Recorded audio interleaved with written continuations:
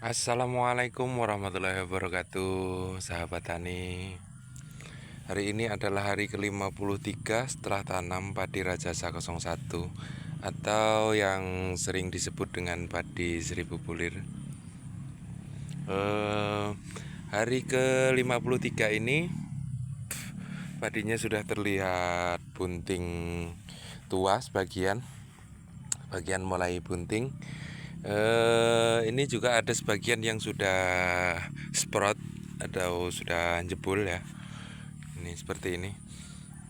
Padi ini sepertinya tercampur dengan varietas lain padi Rajasa 01 ini, karena sebenarnya padi Rajasa 01 ini usia sprout itu seharusnya di usia 58 sampai 60 hari. Tapi kalau saya bandingkan dengan padi sebelahnya yang memang satu hamparan dengan lahan ini ditanam Inpari 50 sama Ciliwung. Itu bareng ya, sama seperti yang lain. Dia bunting juga, dia belum sprout atau belum jebol kalau istilah kami. Ada jebol-jebol sebagian kayak gini, jadi ada yang beberapa yang sudah keluar atau sprout begini. Kemudian saya kira ini yang sprout duluan ini bukan Rajasa 01 tapi varietas hasil silangan ya, bisa jadi ini tadinya di lahan awalnya itu, di lahan asalnya waktu pembuatan bibit itu dia tercampur sehingga dia menghasilkan padi yang bersilang. Begitu sahabat tani. Kemudian ini bentuknya yang sudah sprout, ini yang sudah jebol. Ini yang kecil-kecil ini Ciliwung. Jenis padinya ini Ciliwung ini. Kemudian yang ini kita nggak tahu karena ini jebol duluan, sprout duluan. Terus kalau kita bandingkan sejajar begini, ini 1:3. Yang sprout yang ini 3 kali banyaknya bulir dari padi Ciliwung. Jadi entah ini Rajasa 01 atau bukan, intinya ini padi ini sprout duluan atau jebol duluan. Padahal yang lain itu baru bunting seperti ini padinya. Kemudian karakter batangnya ini besar-besar. Karakter batangnya besar, kemudian tinggi gitu ya. Daunnya lebar dan panjang. Seperti itu sahabat tani. Padi Rajasa 01 ini saya beli kemarin 1 kilogram untuk luas lahan, ternyata bisa ditanam seluas 1/16 hektar. Jadi ini ditanam 1/8 hektar tapi dapat separuhnya. Jadi hasilnya itu 1/16 hektar. Tapi saran saya kalau mau tanam padi Rajasa 01 untuk 1 hektarnya siapkan bibit 25 kg per 1 hektar. Sehingga tidak tidak kebingungan kalau nantinya itu bisa jadi kurang, begitu sahabat tani. Padi Rajasa 01 ini karakternya batangnya besar, daunnya lebar dan panjang. Kemudian anakannya itu seharusnya kalau melihat uploadan banyak orang itu dia nggak begitu punya banyak anakan. Tapi alhamdulillah ini ditanam di sini dia banyak ya, lumayan, dari antara 25 sampai 35 batang per rumpun.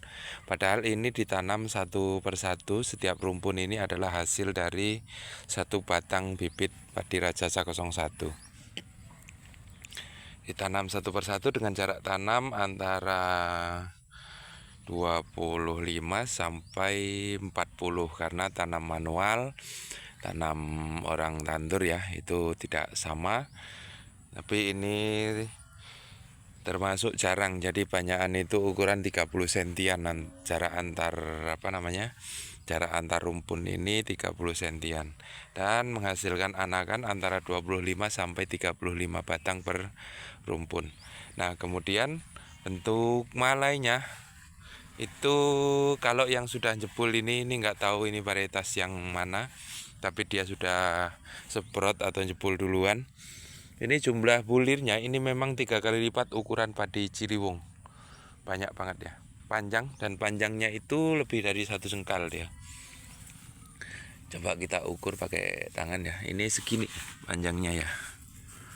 Bagaimana ini? Nah, begini. Jadi panjangnya lebih dari 1 jengkal, 1 jengkal setengah. Kira-kira ukurannya bisa sampai 35 cm. Menurut petunjuk, padi Rajasa 01 ini disebut dengan padi 1000 bulir. Itu jumlah bulir dalam satu malainya itu bisa mencapai 700 sampai 800 bulir per malai. Jadi kalau ngelihat jumlah itu, maka memang benar dia 3 sampai 4 kali lipat varietas padi Ciliwung atau padi Inpari ya. Itu 3 kali lipat jumlahnya. Tapi itu saya ragu yang seprot duluan itu varietas apa. Mungkin itu hasil persilangan dari tanaman asalnya dulu.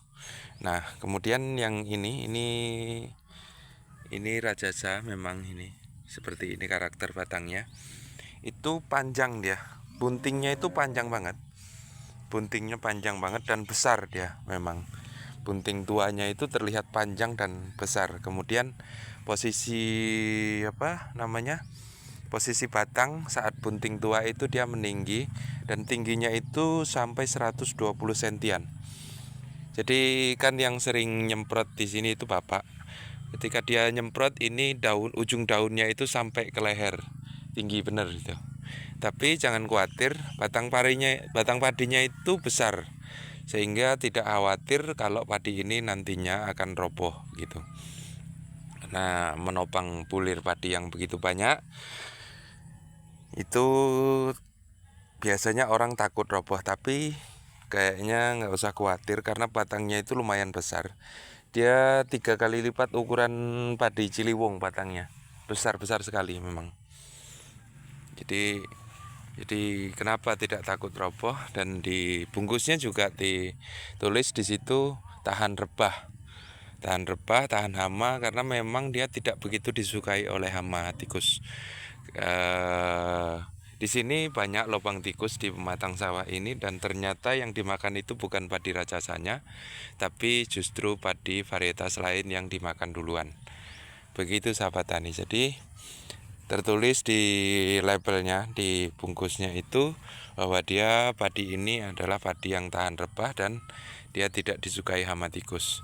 Mungkin benar ya, karena memang kalau saya lihat di sini dia lebih memilih varietas lain daripada Rajasa 01 yang ini. Saya berharap padi Rajasa 01 ini tidak salah dalam beli bibit.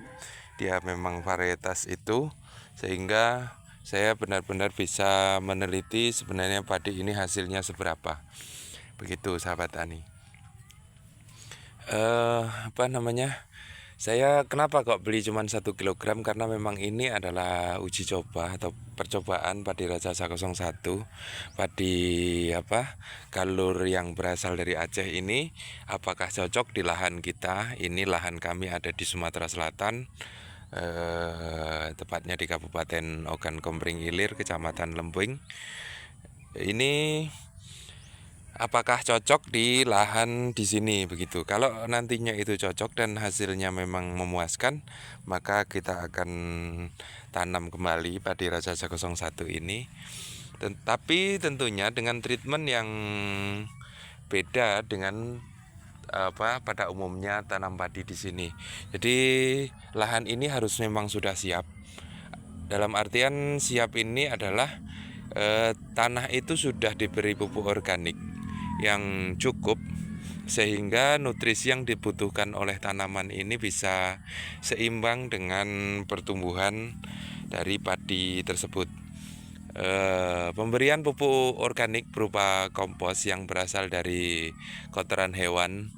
Ini yang kami aplikasikan adalah kotoran hewan sapi yang difermentasi.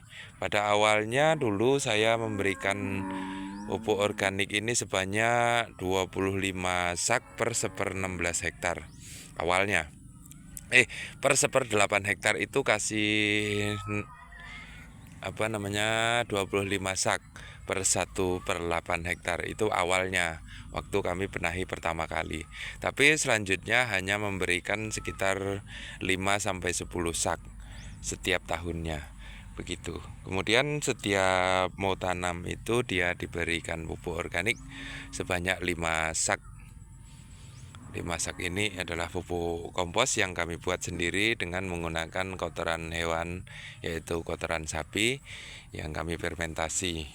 Nah, naburnya itu kalau sudah selesai fermentasi atau kami lihat sudah cukup jadi, maksudnya fermentasiannya udah jadi, maka ditaburkan, bukan kotoran hewan yang mentah, karena kotoran hewan yang mentah itu banyak mengundang bakteri dan jamur jahat yang tidak dibutuhkan oleh tanaman, bahkan bisa mengganggu karena bentuknya jamur atau bakteri patogen. Nah,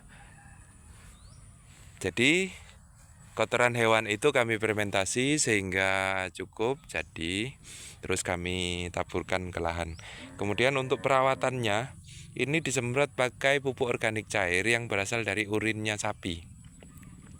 Jadi urin sapi itu kami fermentasikan, ditambah dengan pupuk kimia, kemudian ditambah di komposer atau bakteri pengurai. Itu kemudian disimpan, dan penyimpanannya kami tidak tentu, pokoknya yang penting disimpan lama karena banyak jumlahnya, maka tidak tentu berapa hari atau berapa bulan. Ya, terus mana yang lebih dulu kami buat, ya itulah yang lebih dulu dipakai. Begitu sahabat tani. Terima kasih sudah mampir dan nonton di channel ini. Semoga menjadi inspirasi bagi kita semua dan semoga bermanfaat. Jangan lupa subscribe dan sebarluaskan. Boleh silahkan kalau mau di-download atau disebarluaskan bagaimana perawatan padi kami dan apa varietas yang kami tanam. Begitu sahabat tani, semoga bermanfaat. Assalamualaikum warahmatullahi wabarakatuh.